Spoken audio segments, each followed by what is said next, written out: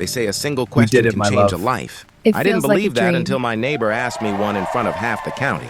One sentence, careless and brave, cracked open 5 years of silence and dragged the dead back into the daylight. And the moment she said it, I knew I was standing on the edge of either my salvation or my damnation. My neighbor looked me straight in the eye and said, "You seem like you'd be good in bed. Are you married?" Her name was Emma Brooks, the woman who'd moved on to the land bordering mine 6 months earlier, bringing city hands, sun-warmed skin, and a smile that didn't quite know how to stay. I'm Jack Carter, rancher, widower, and a man who'd been dead inside for 5 long years, still breathing, still working, still existing, but not living, married to a ghost I couldn't lay to rest.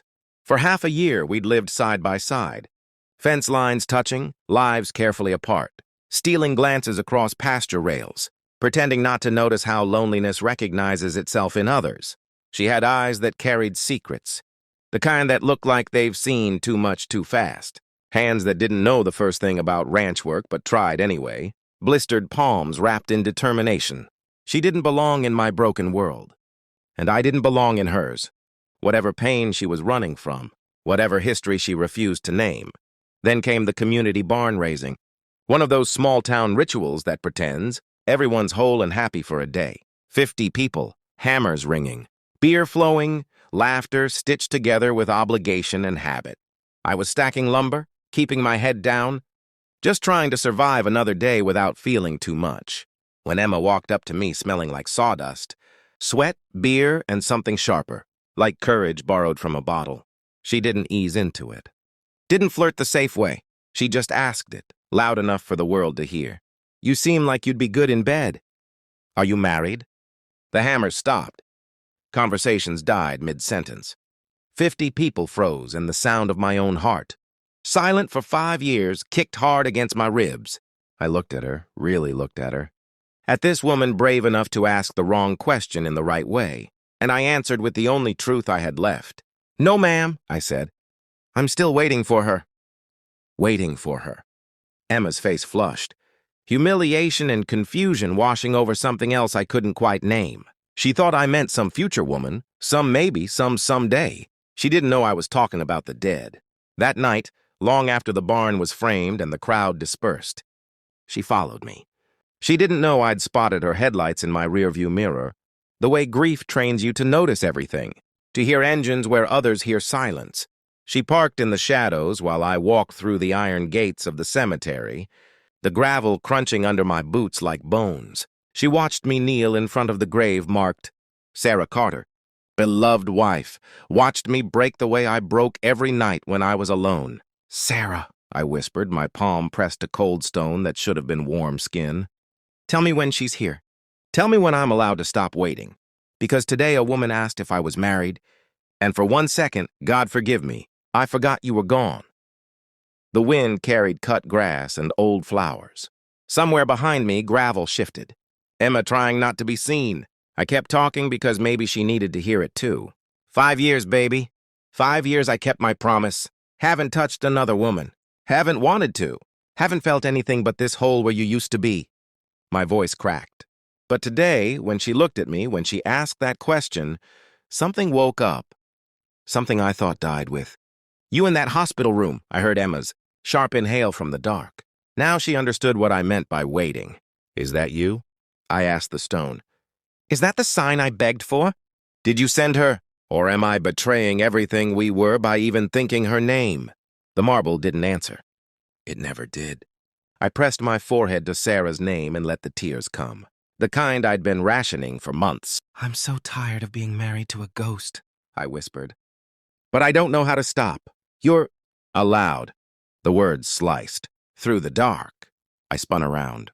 Emma stood 20 feet away, tears streaking her face, hands shaking at her sides. "How long have you been standing there?" My voice came out rough. "Long enough," she said softly, "to know when you said you were waiting for her. You meant her." She gestured to the grave. "Your wife. The one who's been dead 5 years." I stood, wiping my face. "I said I wasn't married." "But you are," Emma said, stepping closer. "You're married to grief, to guilt, to waiting for a woman who can't give you permission to live. Again." I shook my head. You don't understand. I do, she said. I asked if you were good in bed, Jack, not because I was drunk and stupid. Another step closer, her voice dropping. Because I've watched you for 6 months. The way you gentle horses everyone else gave up on. The way you fix broken things with patience. The way you move like you're carrying something so heavy you forgot. You're allowed to put it down. She was 10 feet away now. I could see mascara smudged under her eyes.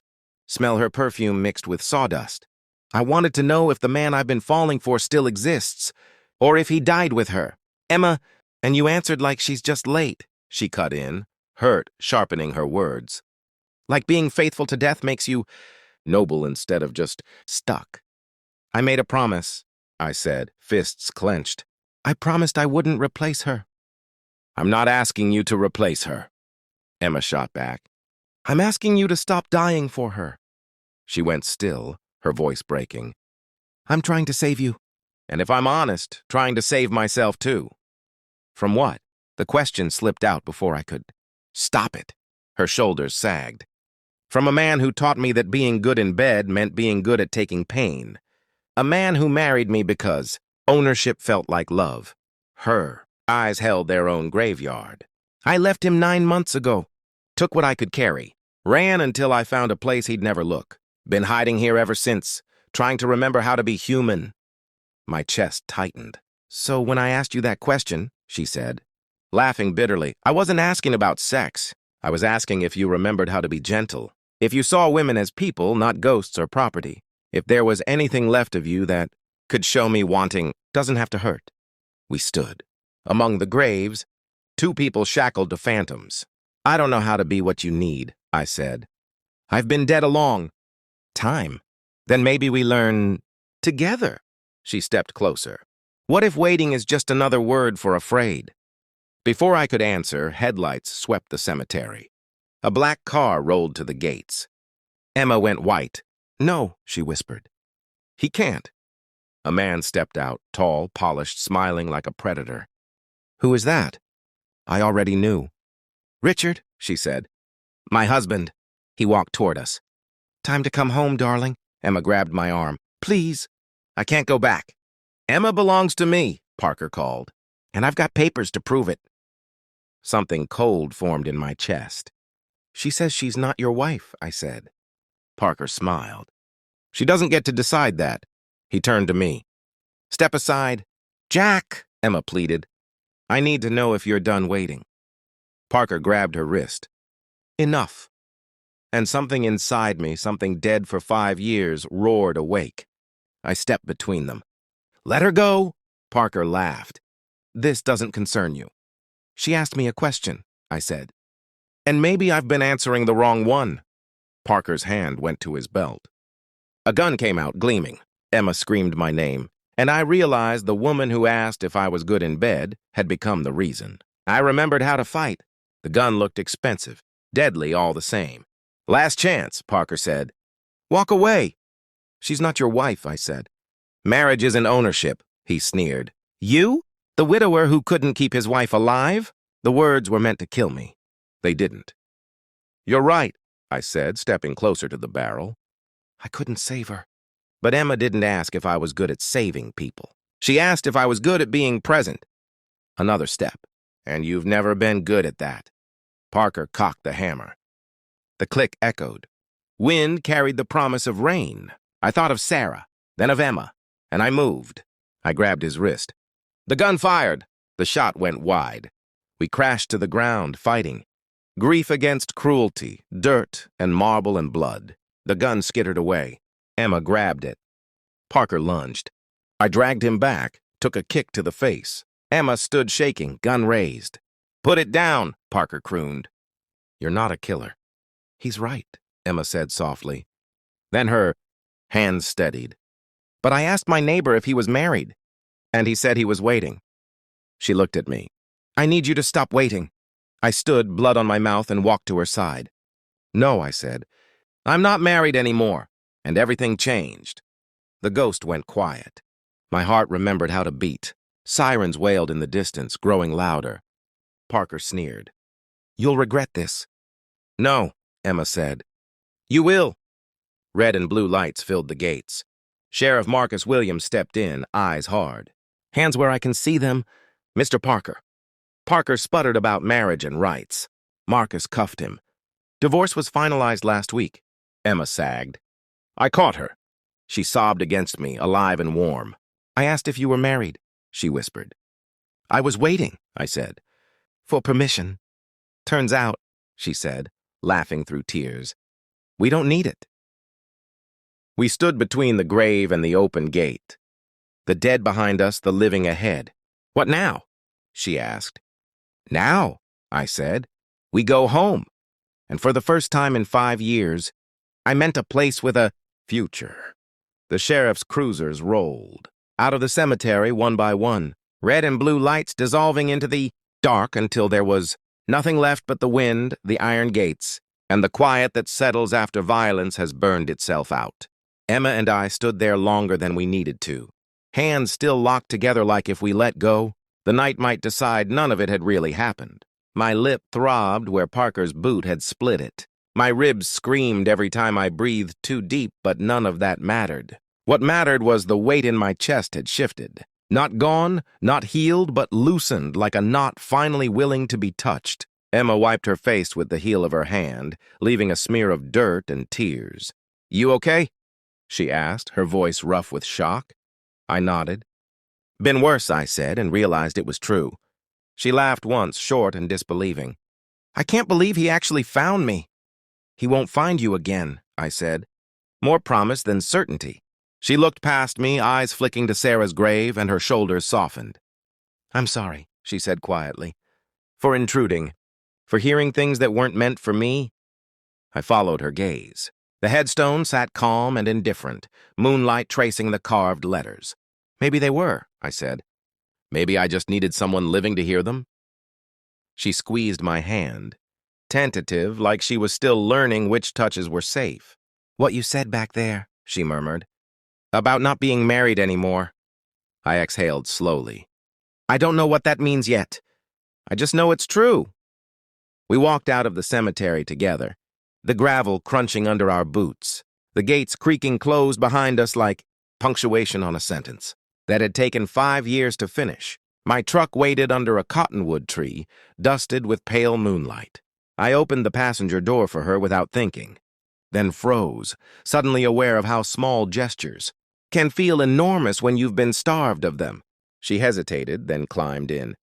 Thank you, she said, not just for the door. The drive back to the ranch was quiet, but it wasn't empty, the kind of silence that feels shared instead of lonely. Headlights cut through the dark, illuminating fence posts, cattle shapes shifting in the fields.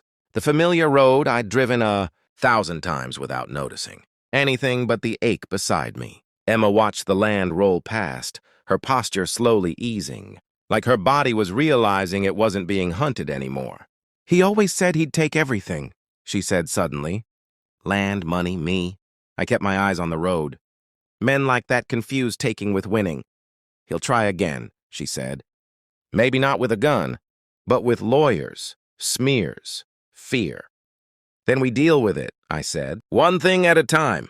She glanced at me. You really mean that? Yeah, I said. I'm done running from hard things. We pulled into my place just as the first hint of dawn bruised the eastern sky. I parked, killed the engine, and for a moment neither of us moved. The porch light cast a soft circle on the ground, moths drifting in and out like thoughts you can't quite catch. You don't have to stay, I said. I know tonight's been a lot, she finished. I know, she looked at me, searching. But I don't want to be alone right now. I swallowed. You won't be. Inside. The house smelled like coffee grounds, leather, and dust. The same it had every day since Sarah died. Emma stepped in slowly, like she was testing whether the walls would close in on her. I flicked on a lamp. Warm light filled the room, chasing shadows into corners. Sit, I said. I'll make coffee. She perched on the edge of a chair, hands wrapped around herself. I moved through the motions on instinct. Kettle, grounds, water, the familiar ritual grounding me. When I turned back, she was looking at a framed photo on the shelf. Sarah and me, younger, sunburned, smiling at something just out of frame. She was beautiful, Emma said softly. She still is, I replied. I handed her a mug, our fingers brushing. She didn't flinch. That felt like a victory.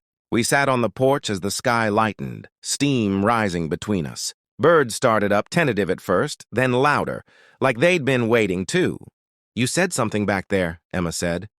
About choosing, I nodded. I meant it. I'm scared, she admitted. I don't know how to do this without expecting it to hurt. I leaned back, staring at the horizon. I don't know how to do it without expecting to lose it. She smiled sadly. Guess we're evenly matched. The sun crested the hills, spilling gold across the fields. For the first time in years, I watched it without feeling like I was betraying someone. We don't have to decide anything right now, I said. No labels, no promises. Just coffee and sunrise, she said. That sounds perfect. The days that followed were a strange mix of normal and raw. Parker sat in a county cell while lawyers circled like buzzards, but the restraining order held. Emma stayed in the guest room at first, her presence softening the house in ways I hadn't expected. She cooked badly, laughed at herself, tried to help with chores she didn't understand. I showed her how to hold a hammer, how to read a horse's ears, how to listen to land instead of forcing it. She taught me how to sit without filling the silence, how to ask questions I was afraid of hearing answers to. Some nights I still went to the cemetery. Some nights she came with me and stood quietly while I talked to a woman who could no longer answer. I'm not replacing you, I told the stone one evening. I'm just learning how to breathe again. Emma didn't interrupt. She just took my hand when I was done. Rumors spread as they do. The town noticed fences coming down, water rights being shared. Two properties slowly knitting together out of necessity and choice. Marcus checked in more than a sheriff needed to. Relief plain on his face every time he saw me standing upright instead of folded inward. About damn time, he muttered once. Emma filed statements, sat through interviews, told the truth even when her voice shook.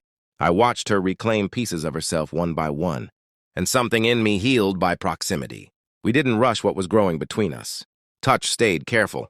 Words stayed honest. Desire flickered, bright and terrifying. But we treated it like fire in a dry field, something to respect. One night, months later, she stood in the kitchen doorway watching me wash dishes. Are you still waiting? She asked. I considered it. No, I said. I'm remembering. She smiled. And that smile felt like an answer to a question I'd been afraid to ask. Healing didn't arrive like a clean sunrise or a single, brave decision that fixed everything. It came in fragments, in ordinary moments that snuck up on us when we weren't guarding our wounds. Emma started sleeping through the night. I started waking up without that familiar spike of panic, the instinctive reach for someone who wasn't there anymore. Some mornings I still reached anyway, and when my hand met warm, living skin instead of empty sheets, I had to close my eyes and breathe through the rush of gratitude and guilt tangled together. We talked about Sarah more than I ever had with anyone. Emma asked questions without fear, without jealousy, like love wasn't a limited resource you could run out of. She wanted to know what made Sarah laugh, what she'd hated, how she took her coffee. I told her everything, even the parts that still hurt to say out loud, especially those parts. And when I finished, Emma didn't try to compete with a memory. She just nodded and said, "She sounds like someone who'd want you alive." That sentence stayed with me. Parker's legal storm came exactly like Emma predicted. Letters, threats disguised as formal language, accusations meant to frighten her back into submission. But the more he pushed, the more Emma straightened. She learned how to say no without apologizing, learned how to sit across from men in suits and hold their gaze. I sat beside her in those meetings, silent unless she squeezed my knee, and when she did, I spoke with a steadiness that surprised us both. I didn't raise my voice. I didn't threaten. I just told the truth and let it stand there, unmovable. The land became our refuge. We worked it together. Sweat and dust and shared exhaustion, stitching something solid between us. Fence lines came down where they didn't make sense anymore. Water flowed where it was needed instead of where it had always been. Neighbors noticed. Some approved. Some didn't. I stopped caring. One afternoon, while we were mending a gate, Emma leaned against the post and watched me work. "You know," she said, "you move differently now." I glanced up. "How so?" Like you're not bracing for impact all the time. I smiled faintly. Guess I figured out the world doesn't always end when you love someone. She walked over, rested her forehead against my shoulder. We stayed like that a long time, saying nothing. The first time we crossed the line from careful to intimate, it wasn't dramatic. No sweeping declarations, no cinematic rush. Just a quiet night, a shared bottle of cheap wine, laughter fading into something softer. I hesitated, old habits flaring. Emma noticed immediately. We don't have to, she said. I know, I replied. I want to. I'm just learning. She kissed me then, slow and patient, like she was teaching me a language I'd once been fluent in and forgotten. It wasn't perfect. It was gentle and real and a little clumsy. And afterward, we lay there listening to each other breathe, both of us fighting tears for different reasons. Are you okay? She whispered. Yeah, I said honestly. I am, she smiled into my chest. So am I. That night didn't erase the past. It didn't need to. It just proved the future was possible. Time passed the way it does when you stop watching the clock. Seasons shifted. Grass grew tall, then yellowed, then disappeared under snow. Parker eventually pled down, his power shrinking to paperwork and bitterness. Emma won her freedom in ways no judge could grant. She started sleeping with the windows open. Started humming while she cooked. Started planning things beyond survival. One evening, as we sat on the porch wrapped in blankets, she said, Do you ever feel like we met too late? I thought about it. Sometimes, I admitted. Then I remember we wouldn't have recognized each other any earlier. She nodded. We met when we were ready to ask the right questions. The anniversary of Sarah's death came and went quietly. I visited the grave alone that morning. Told her about the rain, the horses, the woman who'd taught me how to live without asking permission. I didn't ask for signs anymore. I just said thank you. When I came home, Emma was waiting with coffee and a look that asked without words. I kissed her forehead. I'm okay, I said. And I was. Months later, as spring pushed green through the fields, Emma stood with me where the last fence used to be. Looks bigger without all the lines, she said. I laughed. Funny how that works. She turned to me, serious. Jack, are you happy? The question landed soft but heavy. I didn't answer right away. I checked myself, really checked. The grief was still there, quieter now, woven into me instead of choking me. The fear was there too, but it didn't rule me. And standing in front of me was a woman who'd chosen me without trying to own me. Yeah, I said. I am. Her eyes filled just a little. Good, she said. Because I am too. That night, lying side by side, she traced absent circles on my arm. Remember when I asked if you were good in bed? She said, smiling. Hard to forget. I think I know the answer now, she said. Do you? I asked. She nodded. It means you show up. Even when it's hard. I pulled her closer. Guess we're doing okay then. The idea of forever didn't arrive with fireworks or certainty. It crept in slowly, disguised as normal days that felt worth protecting. 6 months after the night in the cemetery, Emma and I stood in the middle of what used to be 2 separate properties. Now one stretch of land, without fences to remind us where. One life ended and another began. Paperwork made it official. But the truth was, we'd already decided long before any document caught up. The ranch breathed easier that way, water flowing where it wanted, horses wandering without boundaries that no longer made sense. Emma joked that the land had been waiting for us to stop pretending we were separate. I understood exactly what she meant. We were still careful with each other, but the fear had changed shape. It wasn't about whether loving again was allowed. It was about whether we were brave enough to keep choosing it. Some nights grief still visited, quiet and unannounced. I'd wake up with Sarah's name on my lips, heart pounding, the echo of hospital machines ringing in my ears. Emma never took it personally. She'd just pull me close and remind me where I was, who I was with. That memory didn't mean abandonment. You don't have to forget her, she'd whisper. Just don't disappear with her. And I didn't. I learned how to carry the past without letting it steer. Emma learned how to want without flinching. Together, we built something unremarkable and extraordinary all at once. Shared breakfasts, muddy boots by the door, arguments about nothing that ended in laughter. One afternoon a year after the cemetery, I found myself standing where Sarah and I once planned to build a bigger barn. I realized I wasn't asking her permission anymore. I was just remembering her smile, the way she believed I'd find my way back to life even when I didn't. That night, I asked Emma to walk with me. The sky was clear, stars sharp and endless. "I don't want to surprise you," I said. "I want you to know I'm choosing this." With my eyes open, she looked at me steady and calm. "So am I." I took her hands, felt the strength in them, the woman who'd survived and chosen softness anyway. "Would you build a future with me?" I asked. No speeches, no kneeling, just truth. She smiled, tears spilling free. "Yes," she said. The word tasted like coming home. We didn't rush the wedding. We let the idea settle.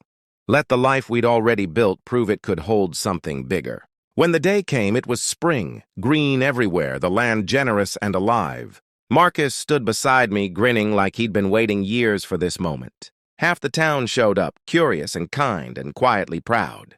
We didn't erase the past in the ceremony. We honored it. I spoke Sarah's name without breaking. Emma held my hand tighter when I did. When I said my vows, I didn't promise perfection. I promised presence, to keep choosing the living, to never again confuse waiting with love.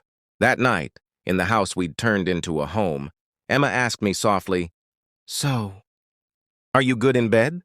I laughed, pulled her close, and answered honestly, "I'm getting better at being human." She kissed me like that was the best answer I could have given. Years later, when people ask how it started, I tell them the truth. My neighbor asked a question that scared me half to death. I gave an answer that nearly destroyed me. And somewhere in the wreckage, we both learned that being good in bed, being married, being alive, all mean the same thing. You stop waiting for permission. You choose the living. You show up. And if you're lucky, you find someone brave enough to ask the question that changes everything.